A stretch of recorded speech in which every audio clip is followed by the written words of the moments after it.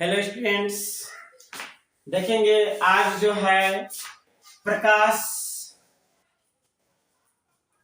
का अपवर्तन का आज पार्ट 3 पढ़ेंगे। एक पार्ट 1 और पार्ट 2 हमने पढ़ा दिए हैं, समझे। अगर आप पार्ट 1 और 2 नहीं पढ़े हैं तो वो जाकर देख लीजिएगा, वीडियो उसका अपलोड कर दिया गया है। पार्ट 1 और 2 को पार्ट 1 और 2 देख लीजिएगा तो इसको पढ़ने में भी समस्या नहीं उत्पन्न होगी। पार्ट 1 और 2 में पढ़ाए होंगे और पार्ट 1 में पढ़ाया कि प्रकाश की किरण कैसे मुड़ती है उसके बारे में पढ़ाया है। पार्ट 2 में प्रकाश की चाल के बारे में पढ़ाया है और सघन माध्यम विरल माध्यम के बारे में चर्चा की थी पार्ट 2 में। आज पार्ट 3 है तो पार्ट 3 में पढ़ेंगे प्रकाश के अपवर्तन की व्याख्या। प्रकाश के अपवर्तन की व्याख्या। चलिए, प्रकाश के अपवर्तन की व्याख्या को जानकारी प्राप्त करने के लिए कुछ उससे संबंधित कुछ टॉपिक है उसको पहले जान लेते हैं, ठीक है। तो उसके बाद प्रकाश के अपवर्तन की व्याख्या को चर्चा करेंगे। थोड़ा ध्यान देंगे, समझिएगा। ये जो देख रहे हैं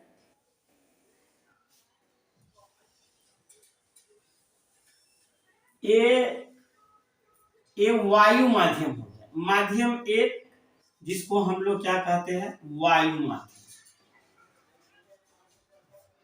और ये पानी माध्यम या पानी या कांच भी ले सकते हैं। चलिए कांच ले लेते हैं, कोई दिक्कत नहीं।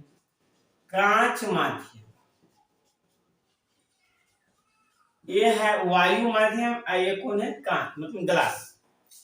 तो वायु माध्यम और कांच माध्यम है। अब यहां जो देखेंगे कि जब प्रकाश की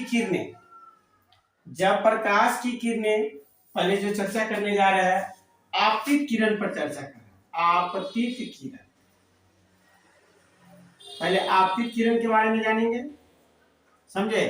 तो आपतित किरण पर हम चर्चा कर रहे हैं तो देखेंगे जब प्रकाश की किरण एक माध्यम में सीधी रेखा में चलती है, एक माध्यम से दूसरी माध्यम के सतह पर पड़ती है, फिर दूसरी माध्यम के सतह पर पड़ती है, तो इसी किरण को हम कहते हैं कौन किरण, आपतित किरण।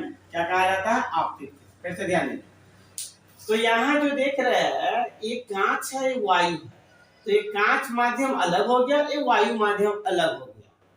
तो ये दोनों माध्यम के अलग करने वाली सतह है, दोनों माध्यमों को अलग करने वाली सतह है। तो कहेंगे दोनों माध्यमों के अलग करने वाली सतह पर पड़ने वाली प्रकाश की किरण को क्या कहते हैं, आपतित किरण।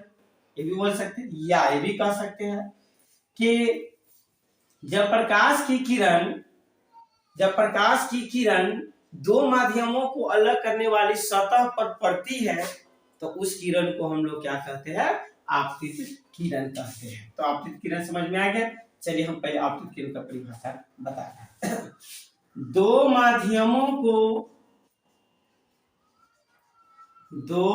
माध्यम, यहाँ माध्यम एक वायु, यहाँ कौन है, एक, और यहाँ क्या है, दो माध्यम। तो दो माध्यमों को अलग करने वाली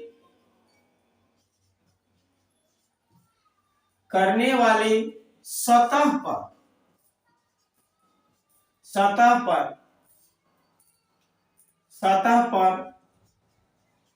आने वाली किरण को आपतित किरण कहते हैं।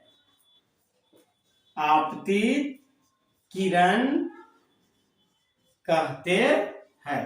देखेंगे यहां समझेंगे आपतित किरण। तो ये यहां जो देख रहे हैं ए मान लेते हैं, इसको क्या मान, बी मान लिया। तो ए बी जो सतह है जो दोनों माध्यम को अलग करते हैं, इस पर पड़ने वाली किरण कौन है, या आने वाली किरण, या पड़ने वाली किरण भी कह सकते हैं। आने वाली किरण कौन है, यही है, जिसका नाम दे देते पी और यहाँ बिंदु दे दिए क्यू दे देते हैं। तो यहाँ पी क्यू क्या है, ये आपतित किरण है, क्योंकि दो माध्यमों को अलग करने वाली सतह पर पड़ती है, इसलिए इसको क्या कहा जाता है, आपतित किरण। तो चलिए आप देखिए अगला आपतन बिंदु।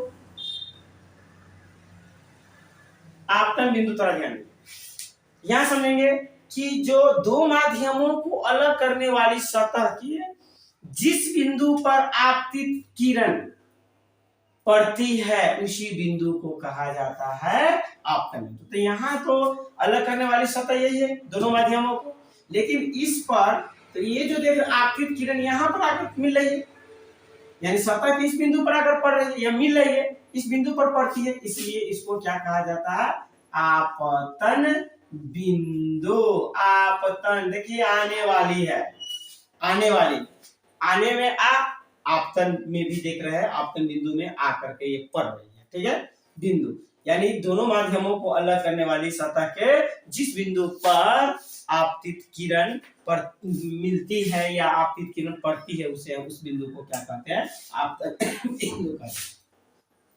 यहां लिखेंगे माध्यमों को, माध्यमों यहाँ दो माध्यम लिखे या माध्यमों को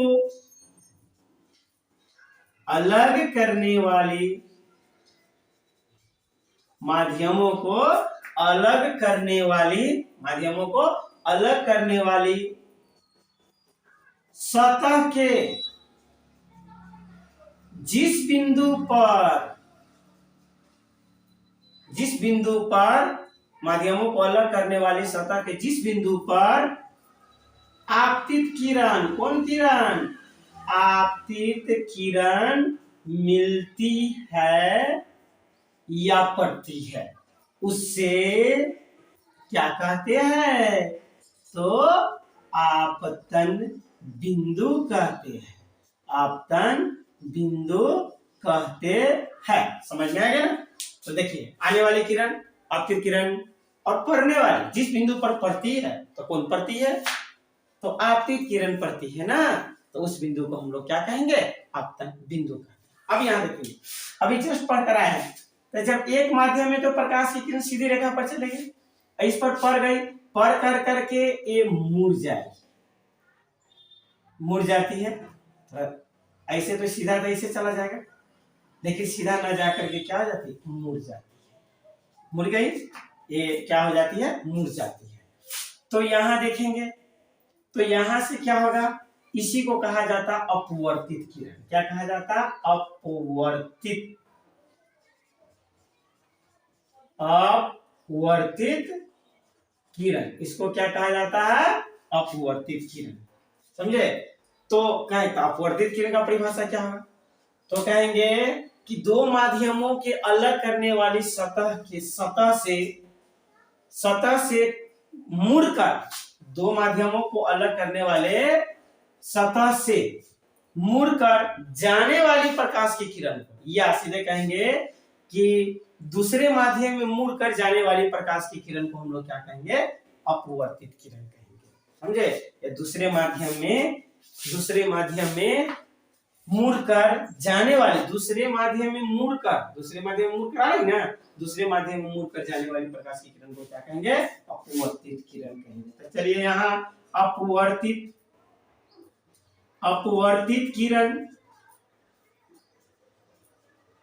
किरण का पता है, दूसरे माध्यम में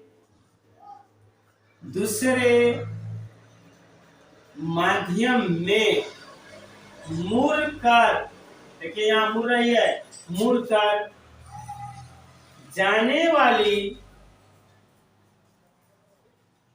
किरण को क्या कहते हैं, अपवर्तित किरण कहते हैं, अपवर्तित किरण कहते हैं। दूसरे माध्यम में मुड़कर जाने वाली किरण को क्या कहा जाता है, अपवर्तित किरण कहते हैं। क्लियर हो गया। तो चलिए देखेंगे, तो आपतित किरण समझ में आ गया, आपतन बिंदु और अपवर्तित किरण। अब यहां देखेंगे, ध्यान दीजिएगा, तो एक होता है अभिलंब, परपेंडिकुलर। यहां देखेंगे अभिलंब जो देख रहे हैं, कि दूसरे माध्यम को अलग करने वाली सतह के किसी भी बिंदु पर खींचे गए लंब को क्या कहते हैं? अभिलंब कहते हैं।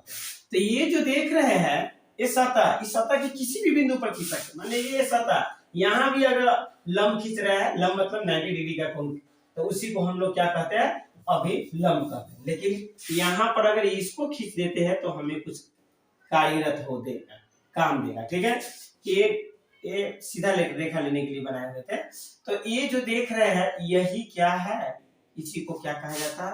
अभिलंब। यही है अभिलंब, समझे? जो इस पर परपेंडिकुलर अर्थात 90 डिग्री का कोण बना करके तो यहां पर कहेंगे, तब परिभाषा क्या होगा? समझे? माध्यमों के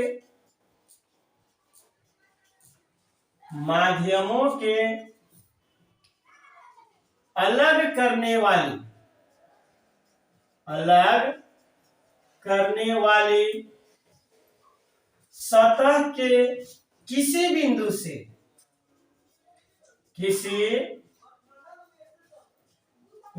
से खींचे गए लंब को अभिलंब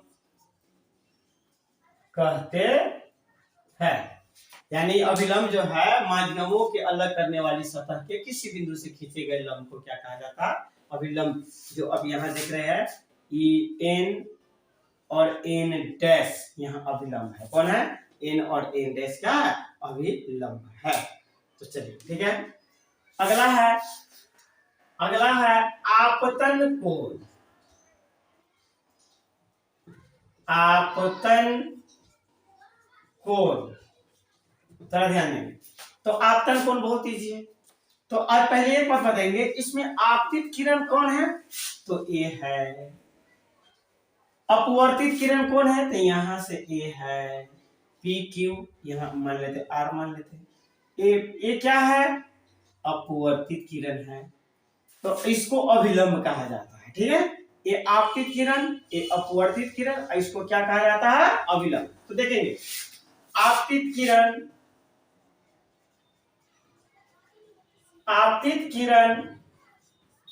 और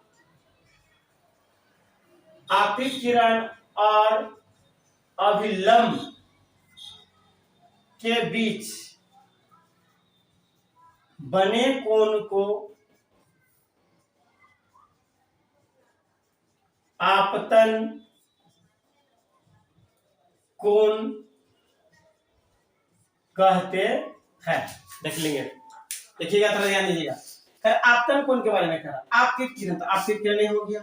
अभिलंब कौन है? तो अगर ये आपतित किरण है, कोण समझते हैं ना, मतलब दो रेखाओं से मिलकर, जैसे ये कोना हो गया।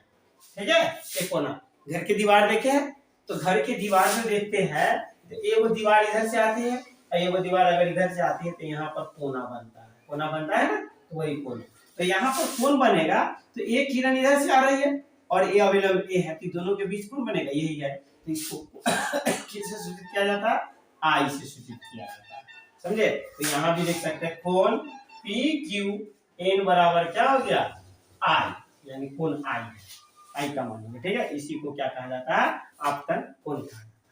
दूसरा है अपवर्तन कोण। अपवर्तन कोण, तो देखिए ये वेरी सिंपल। तो इसमें कौन सा किरण लिए? आपतित किरण। कौन सा किरण लिए? आपतित। तो इसमें कौन सा किरण लेंगे? अपवर्तित किरण। तो अपवर्तित, यहाँ लिए आपतित किरण और अभिलंब के बीच बने कोण को आपतन कोण, और यहाँ लेंगे अपवर्तित किरण और अभिलंब के बीच के बने कोण को क्या कहेंगे? अपवर्तन कोण कहेंगे। तो यहाँ लिखेंगे अपवर्तित किरण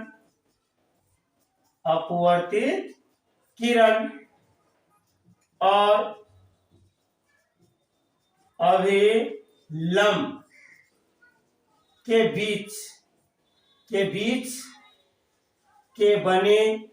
के बीच बने कोण को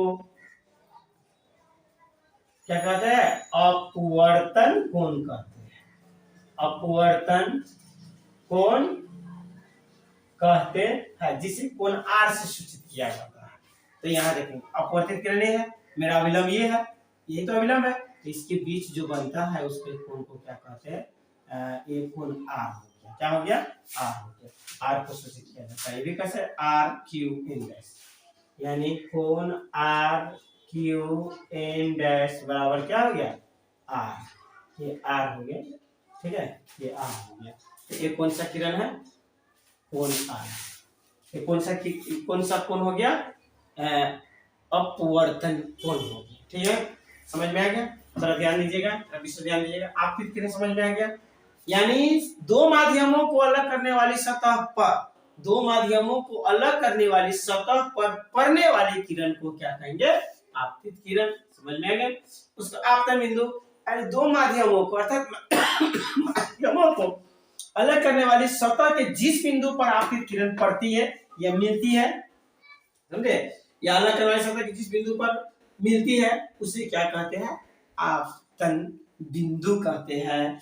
इस अपवर्तित किरण, यानी कहा जा रहा है दूसरे माध्यम में मुड़ कर जाने वाली किरण को क्या कहते हैं, अपवर्तित किरण। अविलंब समझ में आ गया, यानी माध्यमों को अलग करने वाली सतह, माध्यम को अलग करने वाली सतह यही है। इसकी किसी भी बिंदु पर, हमने यहाँ पर लंब डाले क्योंकि जरूरत यहाँ का था, लेकिन अब किसी भी बिंदु पर खींचे गए लंब को हम लोग क्या कहते हैं, अविलंब कहते हैं। तो चलिए देखेंगे आपतन कोण। तो आपतन कोण में जो देख रहा है ये क्या है, आपतित किरण। क्या है, आपतित किरण। और ये क्या है, अविलंब। तो आपतित किरण और अविलंब के बीच जो कोण बनता है उस कोण को क्या कहते हैं, आपतन कोण कहते हैं। तो अपवर्तन कोण, तो ये अपवर्तित किरण हो गया, ये अविलंब हो गया, इसके बीच में जो कोण बनता है उसे हम लोग क्या कहते हैं, अपवर्तन कोण कहते हैं। चलिए फिर मिलते हैं नेक्स्ट वीडियो में। जय हिंद, जय भारत।